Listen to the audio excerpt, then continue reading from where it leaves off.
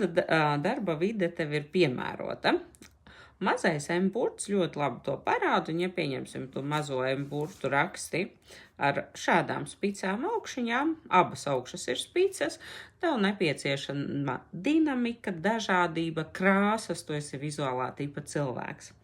Savukārt, ja tev ir šāds spicumiņš viducītī, tieši šāds, jā, šādi spicumi viducītī, tu esi racionālā tipa cilvēks, un tev ir nepieciešama kārtība, schēma, apdomāšanās, analizēšana.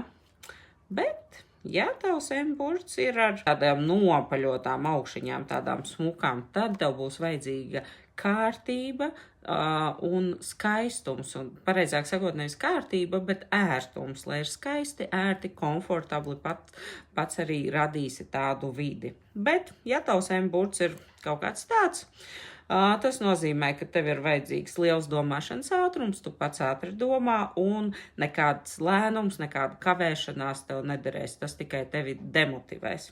Kāds ir tavs M-burts? Padalies komentāros un aizsūti arī citiem.